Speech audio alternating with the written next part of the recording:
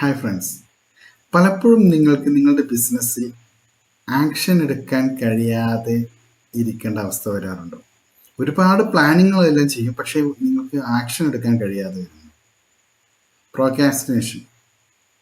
അതെ, ഒരുപാട് ബിസിനസ്സുകാർ ഫേസ് ചെയ്യുന്ന ഒരു പ്രോബ്ലമാണ്. പ്ലാനിങ് എല്ലാം ഉണ്ടായിരിക്കും, പക്ഷേ എന്ത് ആക്ഷൻ എടുക്കണം എന്നുള്ളതിനെ കുറിച്ച് ഇപ്പോൾ നാളെ എടുക്കാം, മറ്റന്നാൾ എടുക്കാം എന്നുള്ള രീതിയിൽ ഇങ്ങനെ നാളേക്ക് നീട്ടി വെക്കുന്ന ഒരു രീതിയാണ് പ്രോക്രാസ്റ്റിനേഷൻ. അപ്പോൾ ഇതിനെ ഓവർകം ചെയ്യാൻ വേണ്ടി നമുക്ക് എന്തെങ്കിലും ചെയ്യാം. 3 ടിപ്പുകളാണ് ഞാൻ പറയുന്നത്. ആദ്യമായി നമുക്ക് ചെയ്യിക്കേണ്ട വലിയ വലിയ വർക്കുകളെ നമ്മൾ ചെറിയ ടാസ്കുകളാക്കി മാറ്റി ഓരോ ചെറിയ ടാസ്കുകൾക്ക് കംപ്ലീറ്റ് ചെയ്യാൻ വേണ്ടി നമ്മൾ സമയം കണ്ടെത്തുക. രണ്ടാമതായി, ചെയ്യുന്ന വർക്കുകൾക്ക് എപ്പോഴും ഒരു 25 മിനിറ്റ് ചെയ്ത് ഒരു ബ്രേക്ക് എടുക്കുന്ന രീതിയിലേക്ക് നമ്മൾ അതിനെ മാറ്റിയെടുക്കുക.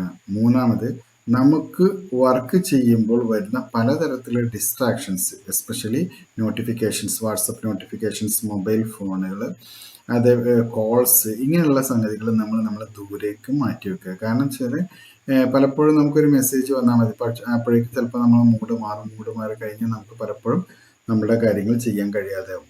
അപ്പോഴേക്കും മൈൻഡ് സെറ്റ് മാറിപ്പോകും.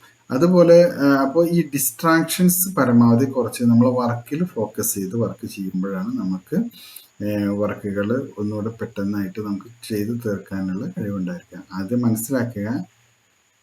വർക്ക് സ്റ്റാർട്ട് ചെയ്യുക എന്നുള്ളത് ഒരു യുദ്ധത്തിൻ്റെ പകുതി ജയിച്ചതിന് തുല്യമാണ്. കാരണം നിങ്ങൾ തുടങ്ങി കിട്ടിക്കഴിഞ്ഞാൽ ബാക്കിയെല്ലാം നിങ്ങൾ ബാക്കിൽ താനെ വന്ന് ചേർന്നു. Okay, thank you.